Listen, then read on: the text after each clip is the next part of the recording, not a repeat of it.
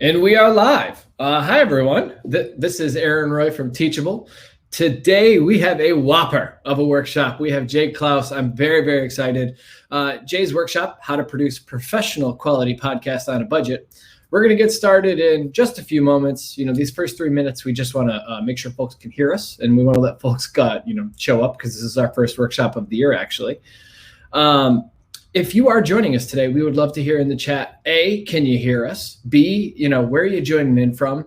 And C would be, what do you want to learn? Like, why are you here in today's workshop? What would you love for Jay to cover? And while we let folks gather, Jay, can you just give me a mic test before I kick it to you? Test. Great to be here, Aaron. The first workshop of the year? Yeah, no, I think so, unless I somehow missed something. This is my first workshop I'm hosting of the year. So. Wow. I feel special too. Don't worry. I love it. Yeah, no, it was exciting. I remember when we scheduled it last year, I was like, yes, I need this workshop because I need to upgrade my setup for all this stuff. And I need to learn how to do it on a budget. So doing it for my house. So I see folks starting to tune in here. Like I asked before, for anyone who's joining, we're going to get started in 2 to 3 minutes. Just if you could in the YouTube comments, let us know where you're joining from. I'm hosting this today live from Brooklyn. Let us know where you're joining in from. Say hello in the chat so Jay can see where folks are showing in from. And like I said, please share with us what you kind of hope to get out of today's workshop. And one of the really cool things, especially with a workshop like this today, I mean, obviously, Jay, you're sharing knowledge for free, but also folks have a chance to ask questions at the end of the workshop today. I think that's pretty incredible. Absolutely. So many workshops I attend are just pre-recorded, so it's always cool to attend a live one, be able to ask questions that someone actually could weigh in from. Hi, Rebecca in North Carolina. That's cool. Can you hear us? I know it seems like you could if you're typing in, but just actually let us know in the chat you could hear us before I kick it over to Jay. I want to make sure no one misses this great content. We got North Carolina. We got Boston. We got Germany. I'm in Columbus, Ohio. We got Aaron in New York. Michigan. Love it. Love it. Kat, I'm happy to help you figure out what you're doing. Seems like a good starting point today, right? Yeah. Very cool. And Jay, just so you know, there's like a bit of a smidge of a delay with the chat. I've just remembered that now. There's like 30 seconds. So the things me and you say, I'm asking them to write in where they're coming in from. I'm like, why isn't it immediate? There's a 30-second delay. There we go. And we have folks joining from Brooklyn as well. Well, hi, that's good to know. Well, Jay, I'm going to kick it to you right now. Before Jay starts, I just want to remind folks, this workshop today by Jay Clouse is how to produce professional quality podcast on a budget. Jay is the host of Creative Elements, co-host of Upside. Those two podcasts have combined for 500,000 plus downloads since 2018, and I'm going off old data. I know it's more since then, but that's the data point I had on hand. Jay, tell the folks a bit about your background. We're really excited for this content. And whenever you're ready for me to bring that presentation up, just give me a thumbs up or yell at me and I'll make sure to pull it on the screen. Let's just bring it on up. Grateful to be here, guys. This is really, really exciting for me to share this with you. I love podcasting and I'm an indie podcaster. You're talking to me in my podcasting studio here. This is the microphone I use. This is the camera I use. This is the room that I'm recording interviews from. But the feedback that I get time and time again from listeners of my show is that it just sounds so good. They ask me, how does it sound so good? How do you produce the show so you have voiceover and narration and all these different elements? It sounds like a show that has a team behind it. That's what I really strive for. But it's really just me. So I am here to help you learn kind of the same tools, tricks of the trade. Also to fix my camera, which seems to have frozen momentarily. Please bear with me. But I'm here to help you produce a super high quality, professional sounding show on a small budget or with a small team, because for indie podcasters, that's what we gotta work with most of the time. So I strive to be looking exactly the same live as I do in this photo today. My name is Jay. Like Aaron said, lately I've been hosting Creative Elements, which is a podcast interviewing aspiring or high quality creators for aspiring creators. I talk to high profile creators about how they broke through and can actually make a living on the things that they make, their art and creativity. I also have a platform called Freelancing School where I teach people how to make a living freelancing. And I've been creating courses for the last several years now with Teachable, with LinkedIn Learning. It's been a blast. And most recently, I built a course called Podcast Like the Pros, which is literally just an animated version of my studio that you're seeing here in this photo, to teach other people how to podcast like I have. And it's been getting a lot of great results and reviews. But we'll talk about that later. Right now, I want to talk about why I love podcasting so much. With Creative Elements, this show, it's been featured on Stitcher, Pocket Casts, Castro, Apple Podcasts. The show's been featured on just about every podcasting player that's out there, which has really helped the show grow quite a bit. And through this show, I've been able to talk to some incredible, incredible creators, including Seth Godin, James Clear, the author of Atomic Habits, Vanessa Van Edwards, behind The Science of People, Matt Diavella, who's a huge YouTuber, but before that produced the Minimalism documentary. Ali Abdaal is a huge YouTuber. Pat Flynn. These are like my creative heroes and my inspiration. And I've been able to talk to them because I have the show and because it's been able to build an audience. So it's like a gift that I actually get to bring to these people to say, hey, spend an hour with me. I'll make a super high quality audio file for you, and I'll share you with my audience. So that's really, really great.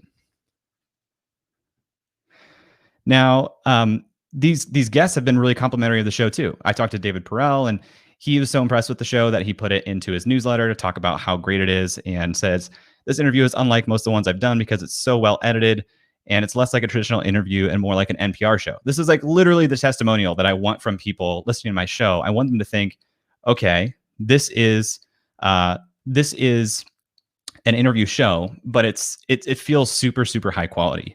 And that's led to a lot of positive reviews. That's led to really, really fast growth on my part. Creative Elements just launched in March of 2020. And I just checked today, we have more than 400,000 downloads on Creative Elements in less than a year of being active. And all of that is because I take production quality very, very seriously. And so what I'm here to share with you today, and for folks who are joining in a little bit late, sorry for any mix up with the link. I'm just giving you a little bit of behind the scenes as to why I care about podcasting so much and what we're going to talk about today, which is high production quality on a budget, because it makes a huge difference if you're getting into podcasting today.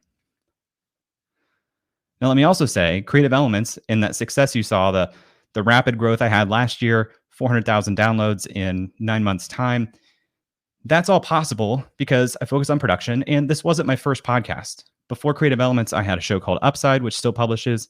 There's more than 160 episodes of that show. That show has 140,000 downloads. I've been publishing for 2 years. I've also been working with a podcast network called the Podglomerate. So I get to work and do cross promotions with some of the shows underneath their umbrella. So what I want to share with you today is all the lessons I've learned, because my guess is you probably haven't been podcasting for 2 years. You probably haven't produced 200 plus episodes already. And you can learn a lot from somebody who has and can help show you the ropes and help shortcut the learning process. Podcasting is a lot of work. Don't get it twisted. It is still a lot of work, but you can do it, and it can be life-changing. So before we get into the nitty-gritty of production and how we produce a show, let's first talk about why start a podcast. And again, for folks who are joining a little bit late, don't worry. We haven't gotten into the nitty gritty yet, just a little bit of a preamble to talk about how much I love podcasting and how it can be life-changing. Let's talk about why you should think about starting a podcast. First and foremost, it is the best networking hack I've ever found. I showed you some of the guests that I've had on the show, people who are thankful for the end result of the show. And these people are my heroes. Like literally, I have their books on the bookshelf behind me, and they're willing to come on the show and talk to me because I have an audience that I'm bringing to them.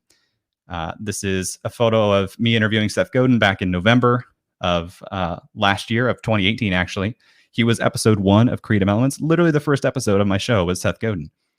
And that's just a testament to what you can do on the networking side with a podcast. Podcasting forces you to be a better speaker. I tweeted this a while back, but I think that this is like the new best way for you to get comfortable with public speaking. It's like Toastmasters, except you can edit your podcast. You can talk to anybody. Seth Godin's not going to show up to your Toastmaster event, but you can talk to Seth Godin because you have a podcast. You can edit that. So before it goes live and before people hear it, you can put your best foot forward.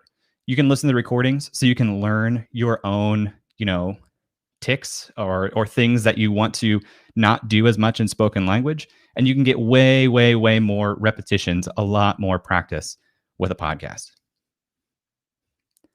Podcasting also helps you create a habit of publishing.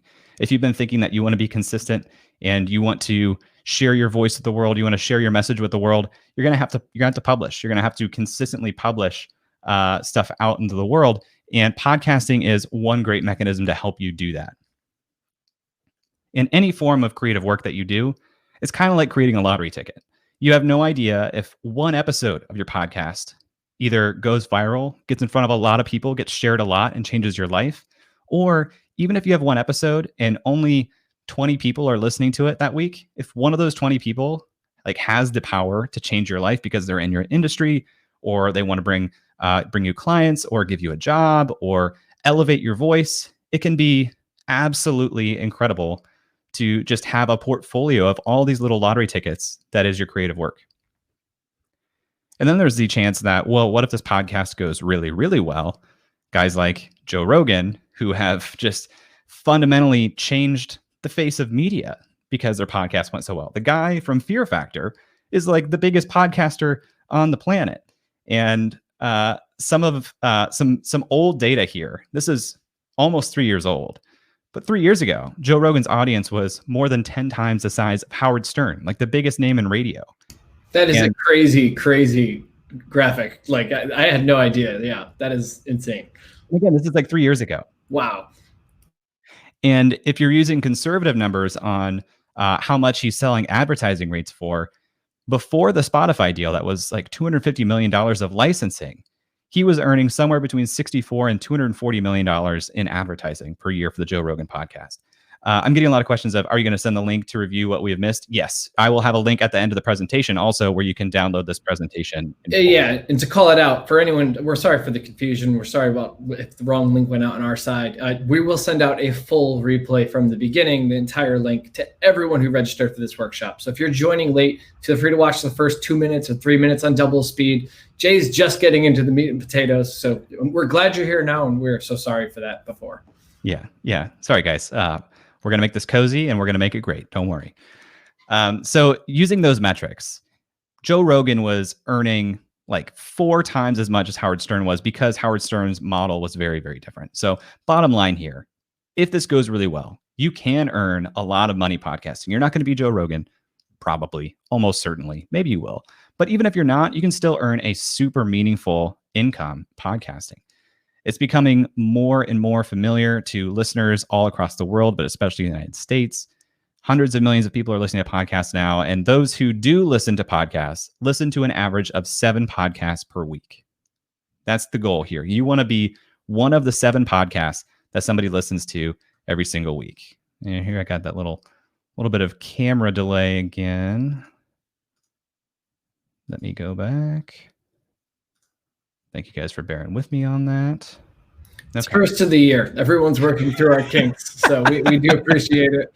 The technical links, we're working through it. Thank you, everyone, for joining. We appreciate your patience. It's about the information here. Bottom line, there's so much potential in podcasting. It's not a get rich quick scheme. There are more than a million active podcasts. So if you're going to stand out, if you want to make a good amount of income podcasting, if you want to build an audience podcasting, you're going to have to find a way to stand out. So now let's get into those meat and potatoes that Aaron was talking about. Let's talk a little bit more about production. If you're going to start a show, or if you're in the beginnings of starting a show, there's some questions that I want you to ask yourself. Number 1, what's the point? What is your goal as a podcaster in doing this podcast? And be realistic with yourself. Why are you starting this podcast? Are you trying to build an audience?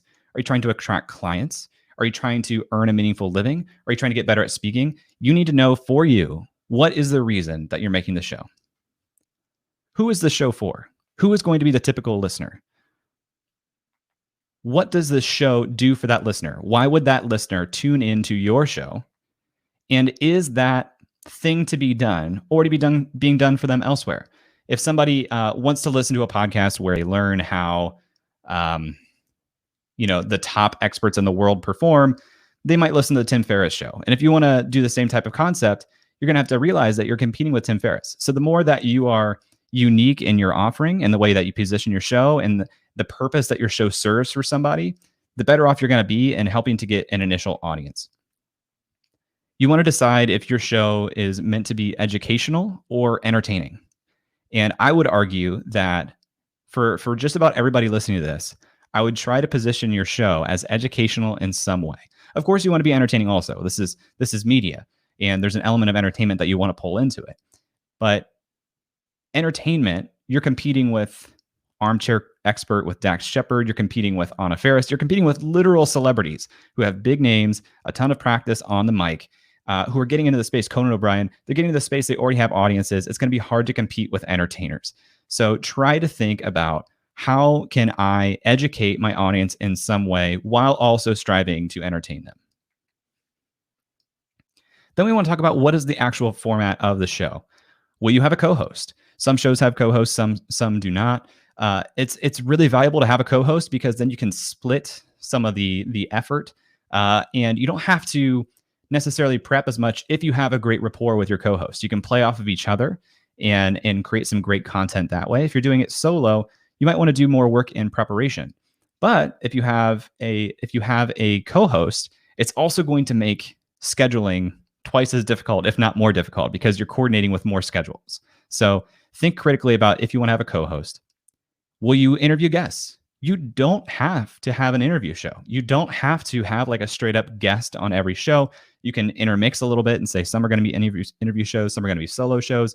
But I think more and more, there is room in the marketplace for shows that don't specifically interview guests, but have a unique format that brings some kind of value to the target audience. Will you have any specific recurring segments of your show?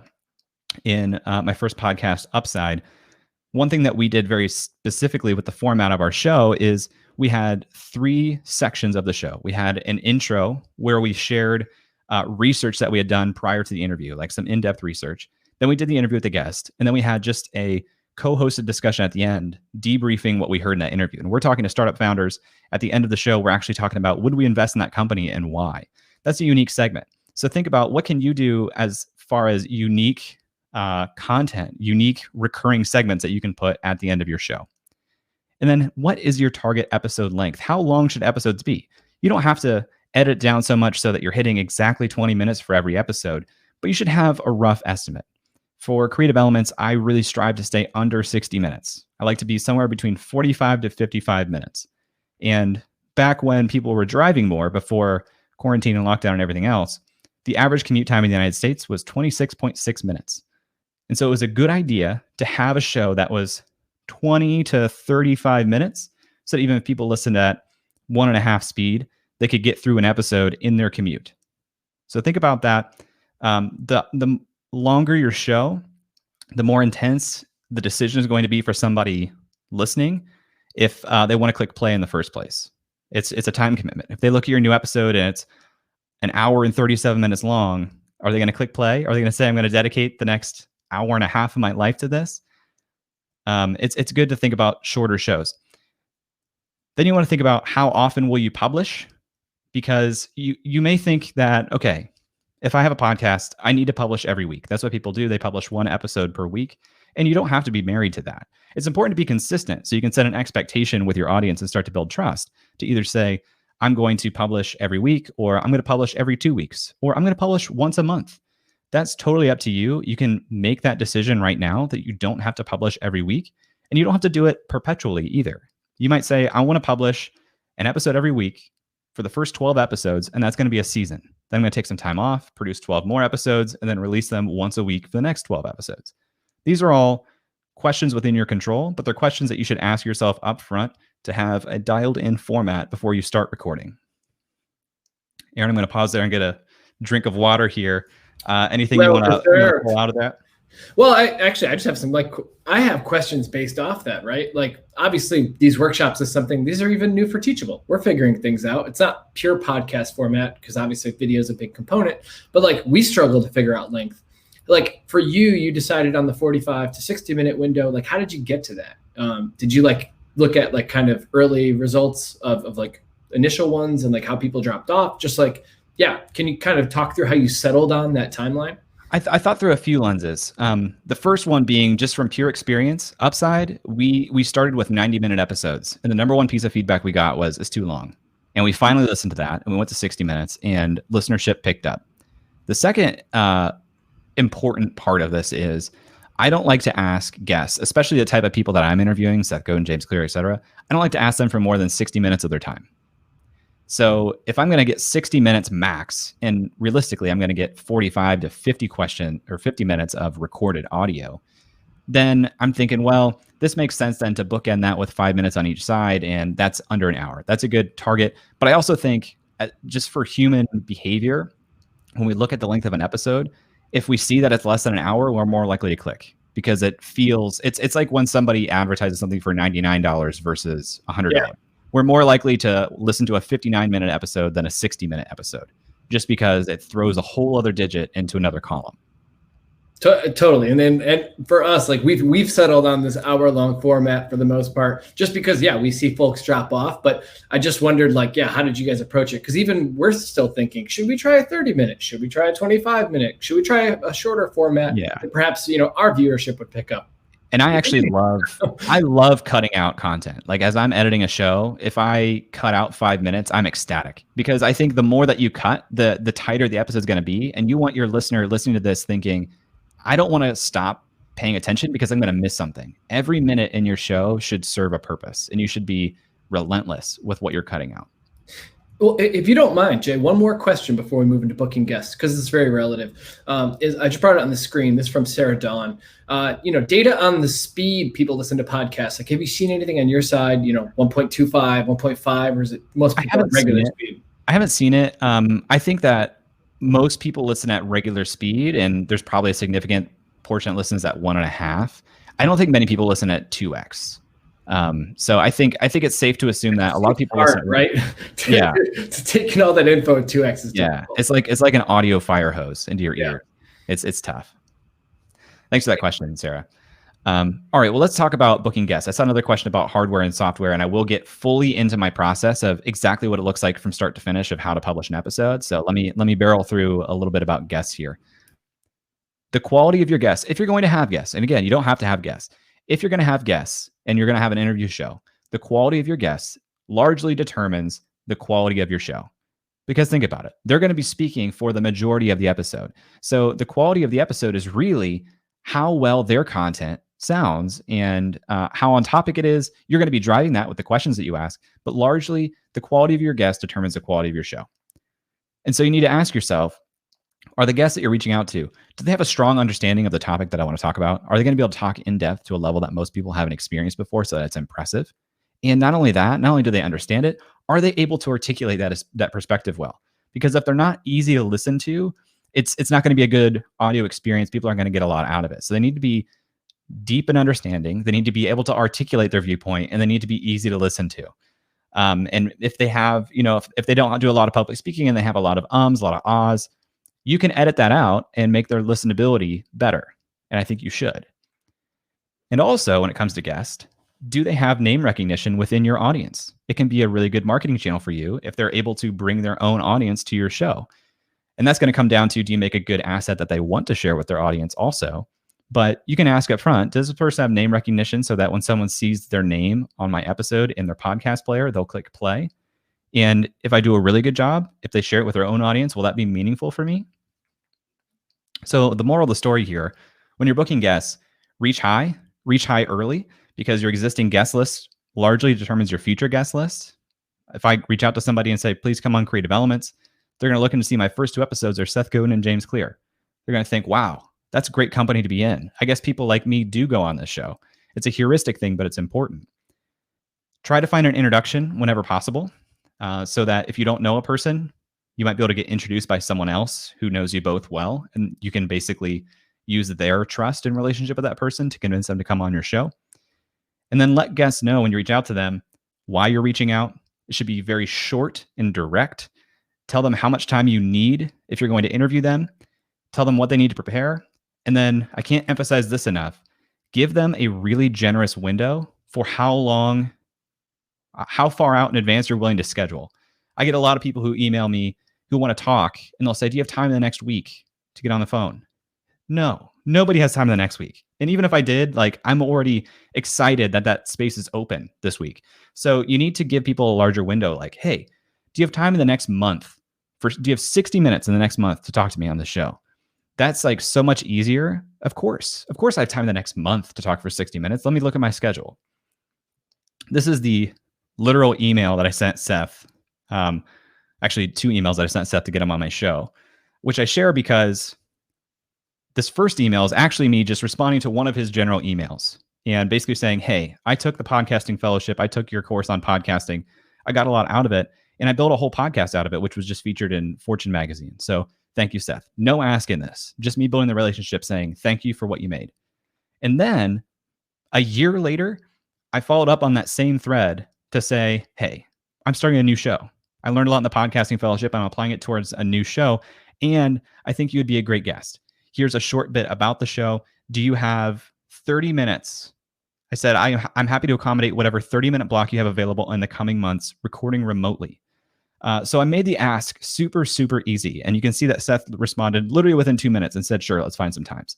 And we did schedule out 2 months, I think, in advance. But that was okay because I didn't need to turn it around. I knew it was going to be one of my first episodes. I was on his time. Similarly, here's another pitch I sent to another guest very recently, where in the beginning, I just say, here's what I've learned about your story, and here's why I'm connecting to you. I'd love to interview you on my show, Creative Elements. Then I have basically a 2-line pitch saying, here's what the show is. It's a high production show, so it's showing I take this seriously. It's been featured in these different players. Would you be open to a 45-minute remote interview for the show? I have 26 episodes out now, and it's these guests. So it's all about like being direct. If they look at it on their phone, they should be able to read the whole thing in less than one scroll of their thumb. It's asking, would you be open for a 45-minute remote interview? And then it's landing with some social proof. And this is basically the same email. I won't spend much time on this, but instead of being written to the guest specifically, it's actually written to somebody who knows the guest saying, would you be willing to forward this email to OnLore to ask if she'd be open for the interview? If you're looking for an introduction and you know someone who can make a connection, write the email so that they can just forward it to the guest. And all the guest has to say is, yes, please introduce me. And you can get rolling from there. All right, that was a lot. That was about guests. Now we're getting into the really, really exciting stuff, which is like my literal workflow of producing this show. It's 20 steps, so buckle in and definitely look for the replay, just in case you want to mark these things down. But I'm going to go step by step how this all works. The first thing I do is I identify the guests that I want on the show, right? You can't reach out to people, try to get them on the show until you know who they are. I use Airtable to manage that. That's where I keep my database of potential guests. It's where I schedule the publication dates. It's where I manage my entire process workflow. And Airtable looks a little bit like a spreadsheet in this way, where it has like lines for each episode of the show, but also, and I didn't have a photo here. Oh, I'll show it here in a second. You can move it into Kanban view, which is like card view, to move people through the process. So to talk about that, once I've identified the guests, step 2 is reaching out to them, right? So another view in Airtable here, this is organized by status. I have like targets, then I have pitch sent, interview scheduled, interview recorded, editing, scripting, scheduled, and published. That's all the steps in the process of producing an episode. And each of these cards represents one episode, one guest. I can move it along literally through the process visually here, and I can process multiple episodes in tandem because I'm organized in this way. And I know where each episode is in the process of being fully produced. So I'll reach out to guests and I'll move them from target over to pitch sent. Then if they say, yep, I want to be on the show, I schedule with Calendly. I just send them a link where I've already predetermined what time slots I'm willing to record. And it has everything they need to know. It says Creative Elements podcast recording. Please select a time that works. It only shows times that I know will work for me. And because it's synced with my Google Calendar, it never double books. When they pick a time, it sends them a Google Calendar invite with the exact link of where to join in the location. It shows notes about how to prepare yourself, and it's on their calendar, so they're probably not going to forget it.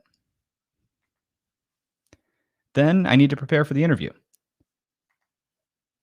I use Evernote for this. I have a quick template that I fill in as research, where I'll have the name of the guest, I'll have the interview date, I'll have links to their website and social media, I'll put their name and their bio, some facts that I research, and some questions that I want to ask them in the interview. So here's what it looks like filled out. It's a little zoomed out. Sorry about that. But I like to fill in a bunch of facts, a bunch of questions that I want to ask in the interview. And I even put a goal. You see at the very bottom. There's a reason you're reaching out to the guest. What is the story that you think that guest can tell? Lay that out, write that out for yourself. So you know, this is what I want to talk to with this guest about.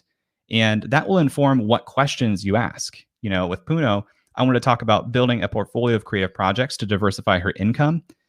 If that's the goal, if that's a story that I want to tell and what I want to teach the listener, then that's going to inform the questions I ask along the way, which I have to prioritize because I only have 45 to 60 minutes on air with Puno. Once I've prepared, you know, we do the interview. I use Squadcast for that. I love Squadcast. It doesn't require an account. It doesn't require a download of anything. They just jump in, they record. It records both parties' audio locally, so it's super high quality, and that transports the full uncompressed WAV file to the host. So Seth and I record. He doesn't have to download anything. He just clicks join. I click record. I get a downloaded file of his recording, which was actually recorded locally on his machine and uploaded to me as the host. I save the files then to Dropbox, and I share that Dropbox with an audio engineer that I hired on Upwork. He and I work out of that space. He mixes the interview for me. He does a full pass of the interview to make it sound really, really great, and he'll send it back to me. And then I take his recording and create a rough transcript in Otter. Now, this piece is this is advanced. This is if you really, really, really want to take this seriously and you want to do the level of editing that I do. If you want to just practice doing interviews and you want to take those interviews and release them as a podcast, you can do that. It's not going to be as remarkable. It's not going to stand out as well. It's going to be harder to build an audience, but you don't have to do the full editing that I do if you're just doing it to get practice and try to meet people. I create a rough transcript in Otter because this is what I use to then edit the show later on. Otter is a free tool that is artificial intelligence. It will transcript automatically an audio file you put up there. And it separates the voices so you can tag them with different names, and you can automatically basically generate a transcript that's pretty accurate, a little messy, but pretty accurate, of the whole conversation. Then I take the mixed file from my audio engineer and I do the editing and recording of voiceover in GarageBand. This is what it looks like when I have basically a fully produced episode. In the top track, that's the mixed interview file from my engineer. The track below that is my recorded intro and voiceover, which is scripted. And I intermix that into the show so that I can move the narrative along. And I do a lot of scripting so that it all sounds very intentionally put together. And then the track below that, I call B-roll audio, which are like third-party audio elements that I think add to the story. A lot of my guests have their own YouTube channel, for instance. And so I'll talk to them. They'll mention a specific video that like changed their life.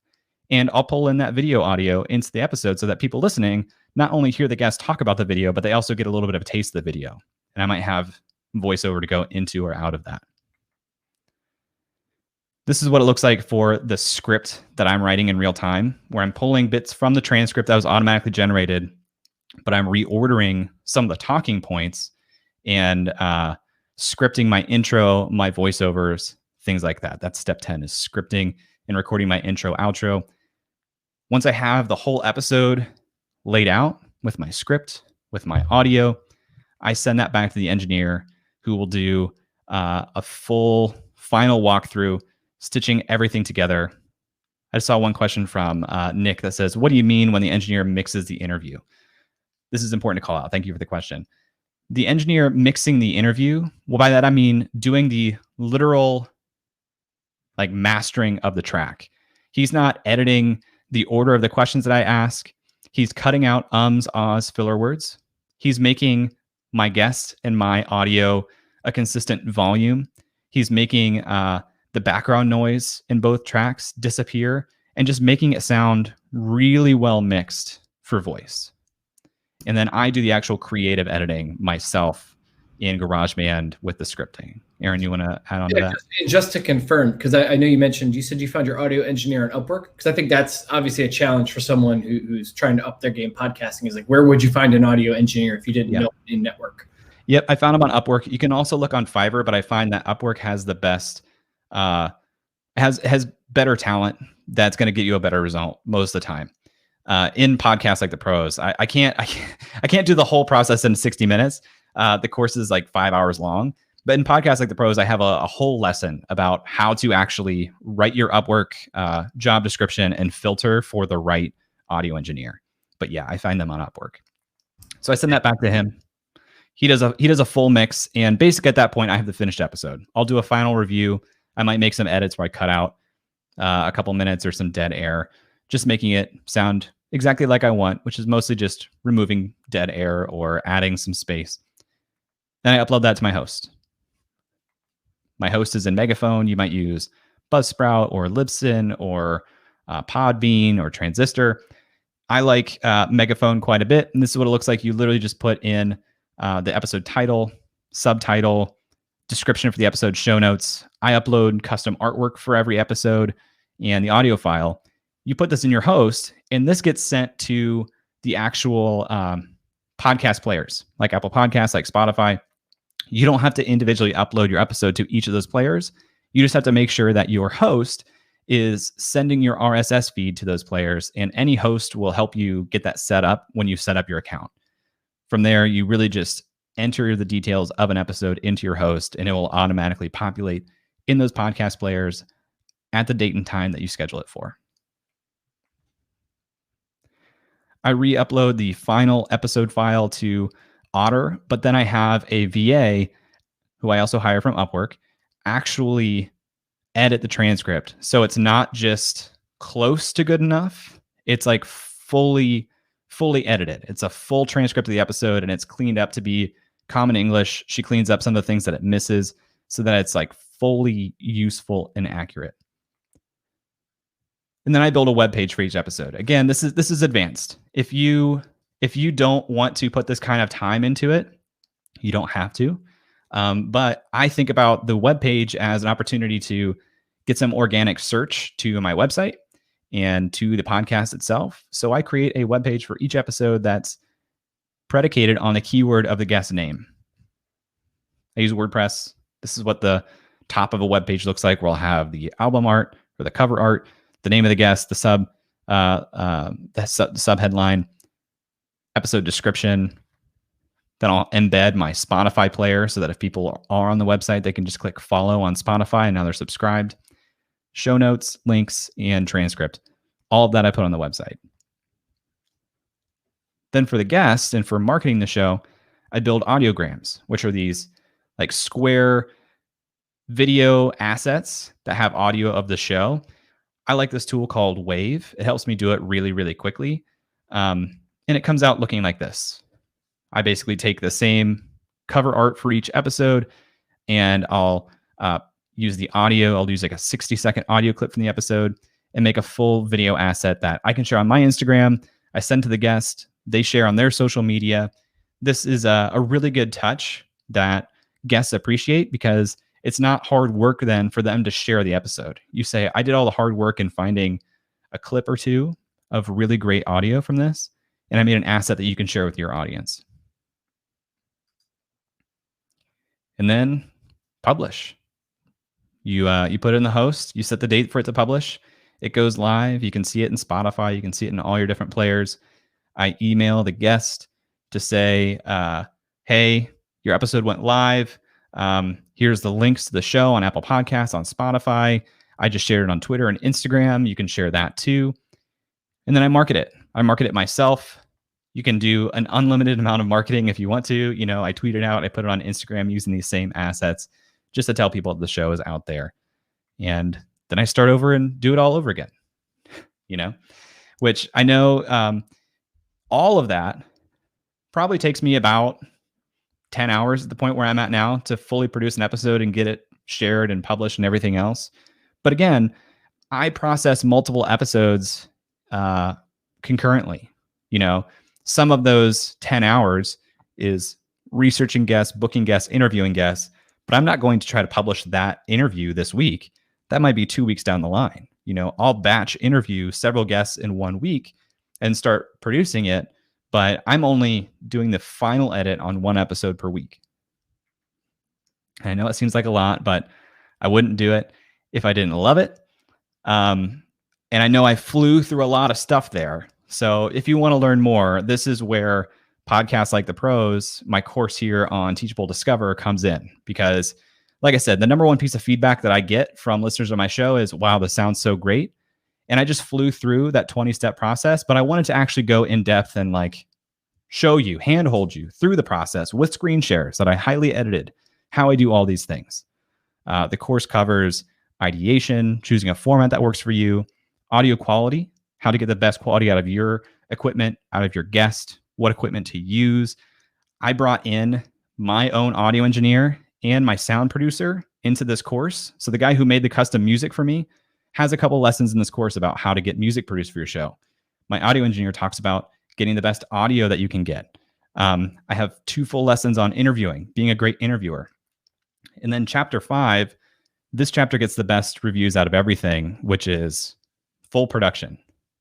What I just ran through is basically lesson 5.1, the overview of the production process. But I have full course lessons on how I use Airtable. I have my Airtable template, how to use Calendly, how to use Squadcast and Dropbox, Otter, hiring VAs on Upwork, how I do editing and scripting. I couldn't really touch how I do that, but I walk you through how I actually think about my edit and scripting. Then I have lessons on marketing your show, building those web pages, thinking about SEO, getting it in front of people who can become listeners, advertising and sponsorship, everything I've learned about generating actual income on my show, how to find sponsors, how to get creative with your ad space, even if sponsors don't want to work with you quite yet. And then what it looks like to work with a podcast network like I do. It's 36 lessons. It's 5 hours of content. It's 5x the length of just this workshop. Typically, it's $199, but through Teachable, up for the next 9 days or so, it's $40 off for $159. You're on Teachable Discover, which is an absolute bargain, in my opinion. It gets better reviews than anything else I've ever made, this course. So visit discover.teachable.com. It's up on the main page right now, but it's also it's actually in the YouTube description as well. For anyone who's joining us today, the link is there, and we'll also send it out after. Available now. Some feedback from students who have taken it. This is an email that I got a few days ago, I guess about a month ago, saying it's amazing. It's the best course I've ever taken. A bunch of people saying really nice things on Twitter and LinkedIn and everything, saying how great the course is. So I know this will teach you a lot. This will get you well on your way to producing a show that actually stands out. Like I said, podcasting has changed my life, but you need to produce a high quality show. And this will show you how to do it as an indie podcaster. So in conclusion, we'll get to Q&A here in a couple minutes. Podcasting is a tremendous tool for networking and publishing. If you take it seriously, it can be successful even monetarily. That does take a lot of work. And that begins with thinking about your show, how you position it, how you format the show, taking your production quality seriously from the beginning. I would consider doing bi-weekly or seasonal shows so you can ease your way into the amount of production that I'm talking about here. And I'm ready for some questions, Aaron. And here's where people can get the presentation. If you want to get the presentation, you can go to workshops.jclouse.com/podcasting. That will give you the full PDF that I just went through. Jay, thank you so much. That was me and someone from my team. We were taking some notes. We appreciate you going through those tips. Folks, I do want to give time for some questions. I know some are already in the chat, but please put your questions for Jay in the chat. Either on things that he's covered today or just topics that you wanted Jay to kind of hit upon in general. Could be a question about the course. Could be a question just about your particular podcast. While I let folks put those in there, Jay, I did want to mention some of the steps that you highlighted, especially your steps 1 through 4. I was very happy to see because we actually use the same format for how we curate and schedule our workshops. So even though we are totally, doing our things in our own little silos, we've stumbled upon the same paths. So I can't stress enough, it makes me feel like we're at least getting some of our steps right, like the pros and we put our pieces together. Totally. Because between the Airtable and the Calendly, like that's made it so much more intentional, and it's allowed us to really think about who we're going to bring into our thing, because they are time commitments, and ultimately, you want to manage that. And one of the questions that just came in kind of speaks to this too. If you don't have, like I said, this is about having a small budget and a small team.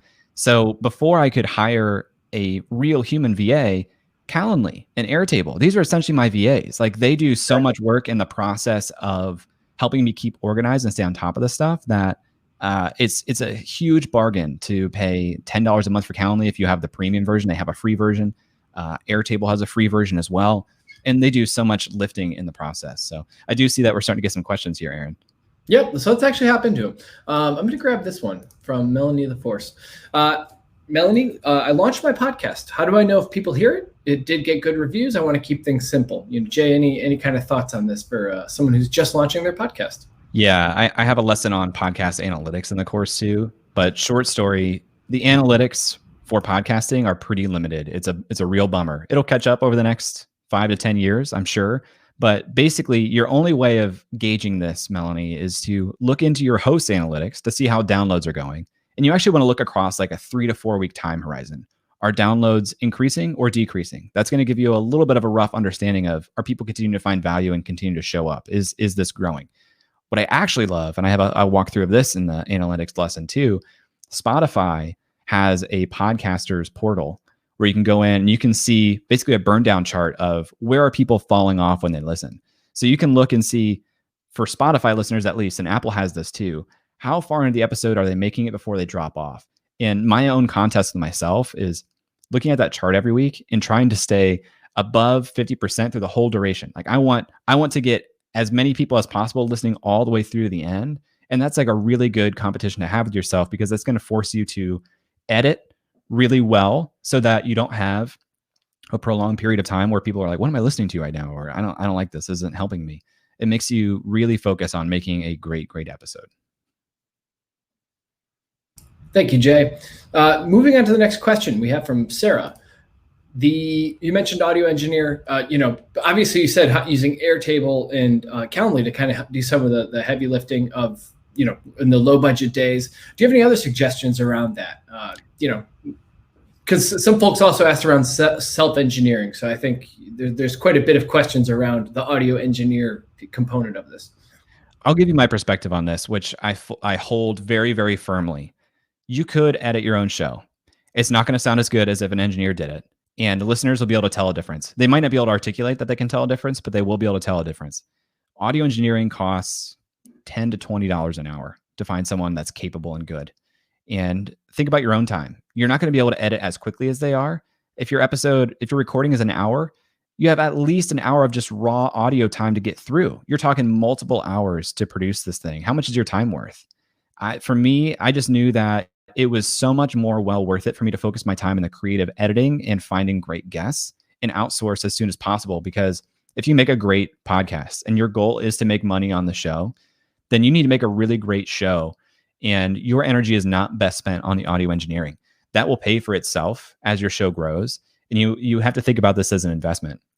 If you don't take the show seriously and make it sound really great, neither will your listeners. Your listeners won't take it seriously. They won't show up. You're not going to get any audience. You're not going to be able to monetize. So I really recommend biting the bullet and budgeting for it, because it's not expensive. And it's such a huge ROI to do that. Can you edit yourself? You absolutely can. You can use a tool like Descript or GarageBand and learn the basics. I just don't think it's the best use of your time as a creator. Well, following up from that, I actually had no concept around the audio engineer hours. So that kind of blew my mind. Do you have any kind of estimates on startup costs, especially, as you're entering into the podcast space, just like big rocks? What different pieces cost?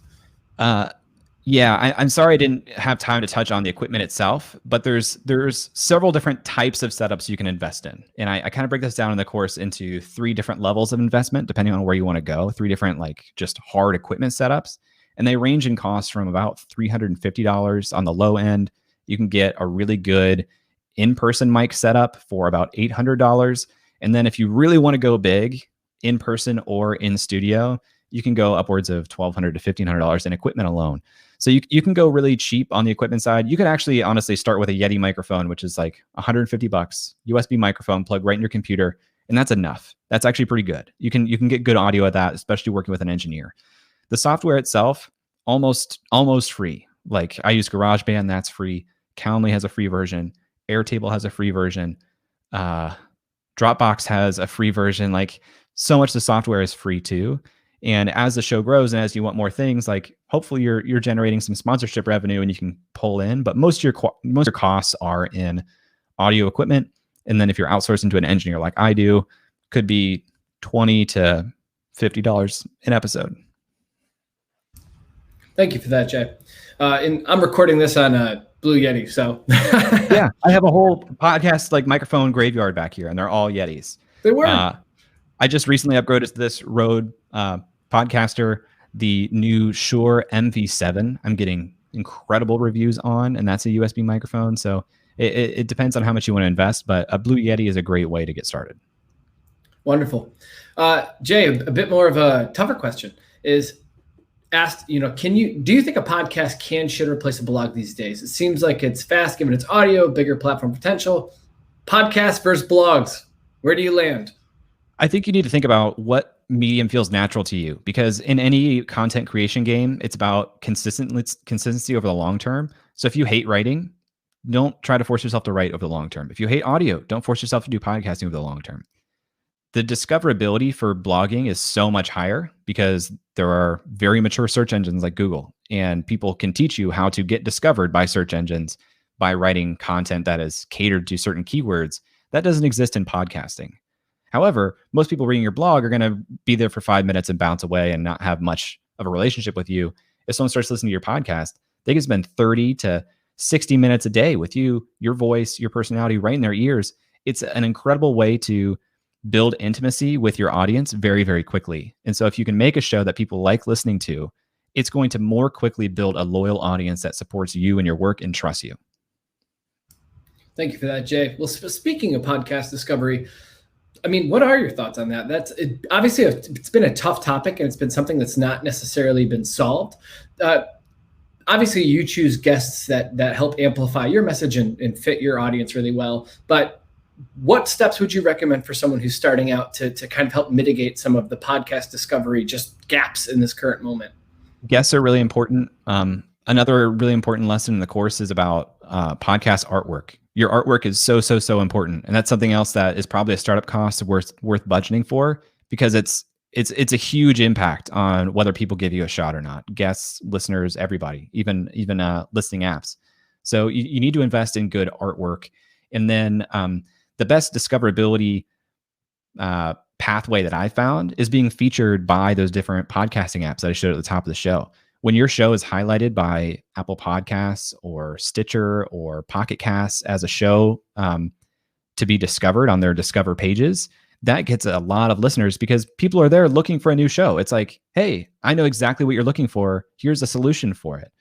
And you only get sponsored, or you only get featured by those apps if you have a great show that their editorial team is willing to stand behind, because that's a mark on Stitcher of how well are we recommending shows for you to listen to.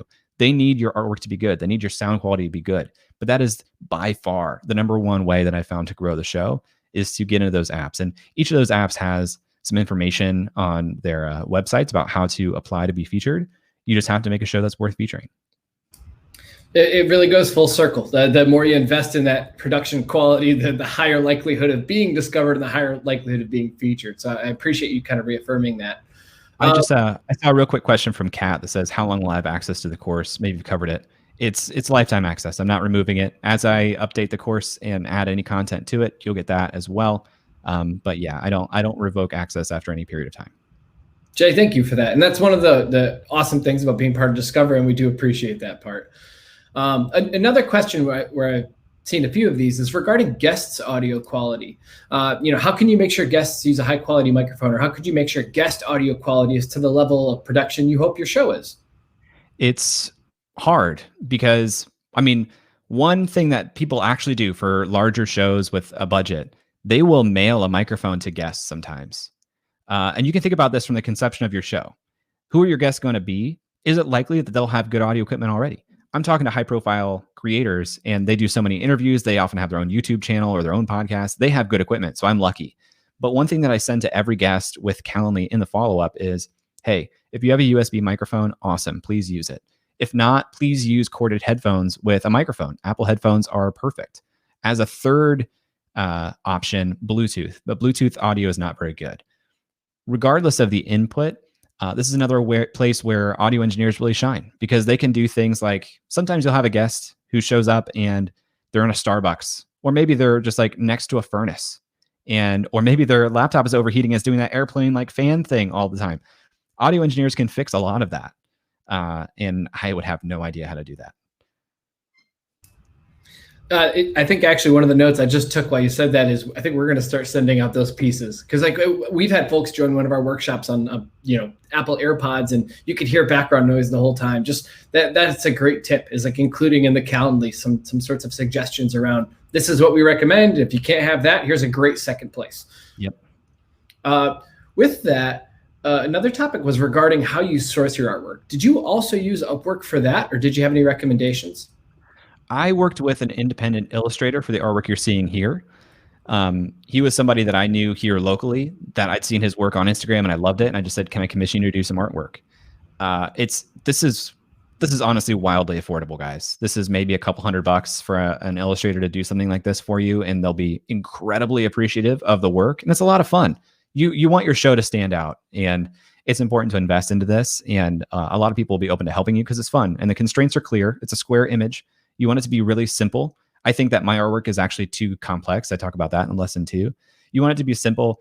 And yeah, you can find them on Upwork. You can find them on Fiverr. But again, I would point towards Upwork before Fiverr. You can find them on Dribbble or Behance. Find people who have a good style that you like and just reach out to them. I can't recommend Behance enough. I mean, I've seen it's a great spot to actually see some of the portfolio and artwork, and it's a great starting point. So just would mirror that recommendation. Jay, moving to one of the next questions here, because I know we're running a little tighter on time, is in terms of like finding the engineers on Upwork, are you actively seeking them out, or are you posting an open role and them having them come inbound to you? I post an open role, and I talk about the podcast. And really, it's an opportunity for you to make it seem like an exciting opportunity to work on your show. For me, it's a lot easier now, but I've been working with the same engineer for 2 years, so it doesn't matter as much.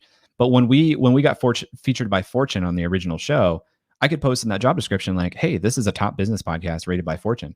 That's exciting for somebody who does audio engineering. They're probably slogging through some crap. And for them to work on a show that actually gets heard is enticing to them. So I make a job listing. And one thing, somebody asked about this in the course, and I made a comment about this. One thing you can do, because you're going to get a lot of inbound, if you say, hey, I need help editing my show, a lot of people on Upwork will respond to a ton of listings just because they're playing a volume game. You want to find somebody who is really good that you can trust, that pays attention to detail. So in your job listing, add some sort of detail like, hey, in your response, in your cover letter, mention the word elements. And if people don't do that, you can just rule them out right away. They weren't paying attention. They're not paying attention to detail. And that will help you prune through a ton of inbound. Great tip. With a few minutes left, Jay, audio and video. Yeah, obviously a lot of your podcasts have, what are your best thoughts on this piece? I'm audio only. I am envious of video podcasts, but here's the thing.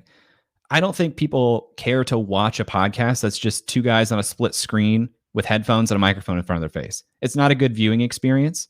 It's just not